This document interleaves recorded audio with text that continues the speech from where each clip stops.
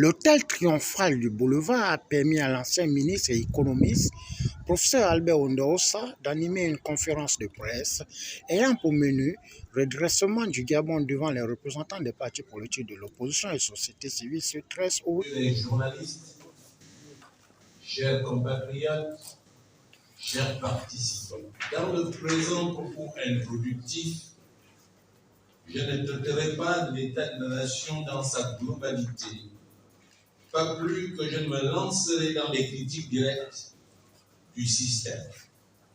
Le temps des critiques est fini. Il faut passer à autre chose. La conceptualisation du redressement de notre pays. Au moment où le Gabon, notre pays, se prépare à fêter le 62e anniversaire de son indépendance, je voudrais plutôt m'appesantir sur deux points qui me paraissent essentiels.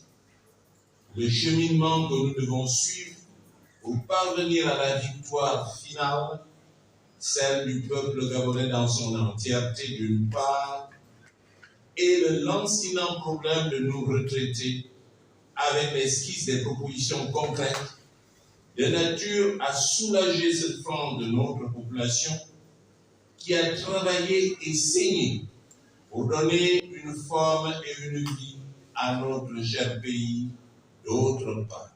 En ce qui concerne tout d'abord le cheminement que nous devons suivre, il comprend, à mon sens, trois étapes importantes. Première étape, décliner et comprendre les exigences fondamentales de notre société.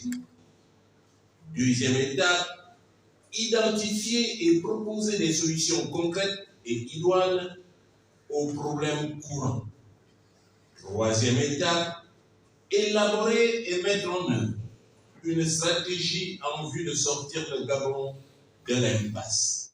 Face à la situation sociopolitique, le professeur, dans une aisance oratoire, n'a pas hésité de proposer la sortie de gouffre qui mine le Gabon, en jetant le point sur sa position de partant ou non partant comme futur locataire du palais du bord de mer. La première étape du cheminement, relative aux exigences fondamentales de notre société, procède de la vision et plus encore des objectifs à atteindre à court, à moyen et long terme. Les dites exigences sont de trois ordres. Restaurer la dignité et la fierté du peuple gabonais. Réviser, selon des normes consensuelles, l'échelle de valeurs de notre société. Procéder à une meilleure gestion des élites et des ressources humaines.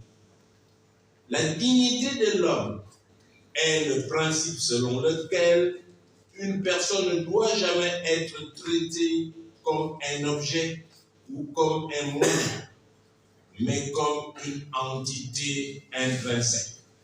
La dignité sous-entend le respect, la considération ou les égards que mérite un individu, quel que soit son âge, son origine ethnique, son état physique ou mental et ou sa condition sociale.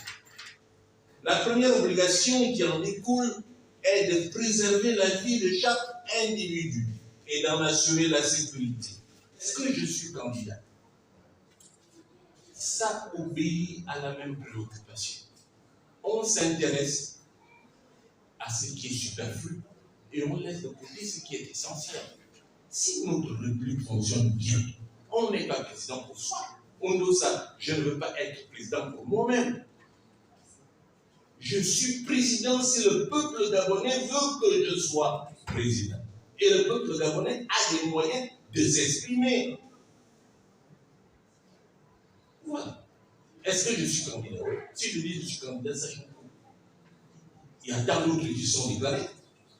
On a vu les votes, mais le peuple gabonais n'a pas été derrière cela.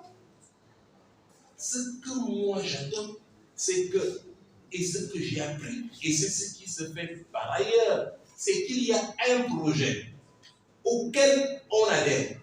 Si vous n'adhérez pas à mon projet, je saurais que ce n'est pas la peine de me déclarer candidat.